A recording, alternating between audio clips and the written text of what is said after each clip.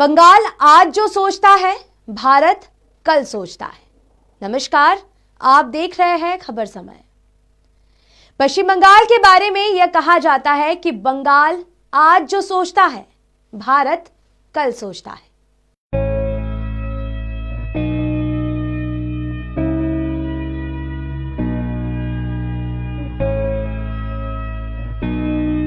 मुख्यमंत्री ममता बनर्जी ने भी इस बात को बार बार दोहराया है और अपनी कई जनसभाओं में कहा भी है कि बंगाल आज जो सोचता है, भारत कल सोचता है।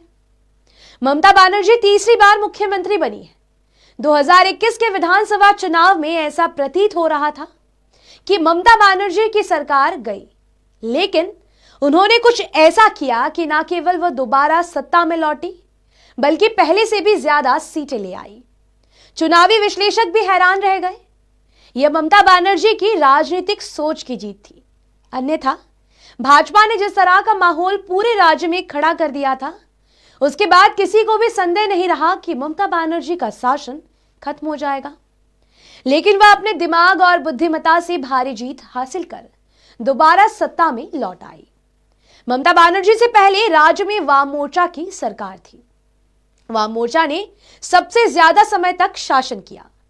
विश्लेषण और अध्ययन से पता चलता है कि 35 वर्षों तक शासन करने वाले वाम मोर्चा सरकार के मुख्यमंत्री ज्योति बसु से लेकर बुद्धदेव भट्टाचार्य तक ने अपने मस्तिष्क और राजनीतिक सोच का सही इस्तेमाल करके राज्य की जनता का भरोसा जीता और देश के दूसरे राज्यों का मार्गदर्शन किया।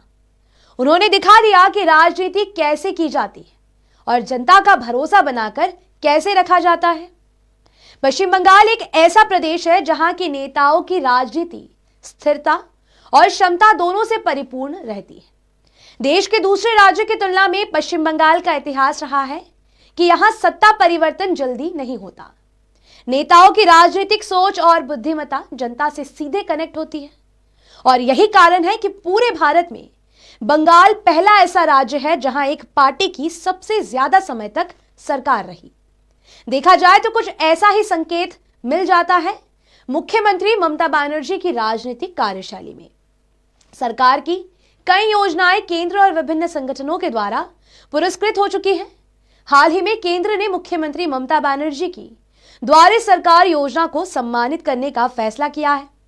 इससे पहले भी उनकी सरकार की कई योजनाओं को विभिन्न राष्ट्रीय संगठनों के द्वारा सम्मानित किया जा चुका है।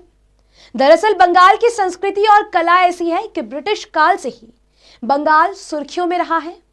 आबोहवा, लोकाचार, सज्जनता और अभिनव सोच बंगाल को विशिष्ट बनाती है। ब्रिटिश काल में अंग्रेजी सरकार बंगाल की मुरीद थी। बंगाल के पानी और कल्चर ने अंग्रेजी शासकों को यहां लंबे समय तक शासन संचालन में सहयोग किया।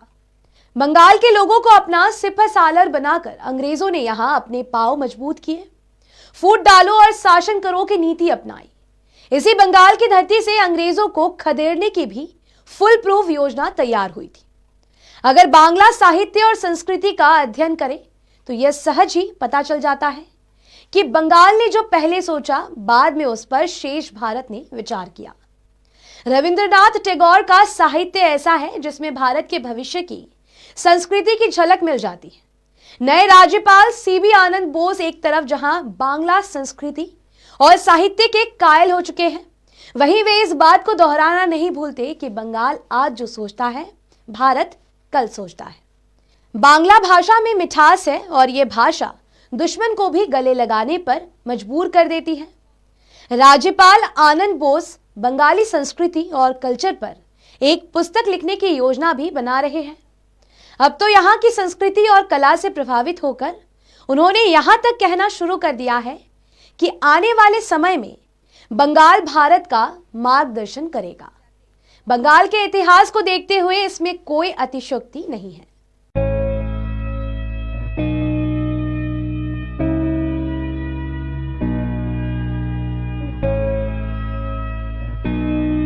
फिलहाल आपको बता दें कि यह खबर आपके लिए हमारे प्रतिनिधि सुरेंद्र श्रीवास्तव की रिपोर्ट पर आधारित है।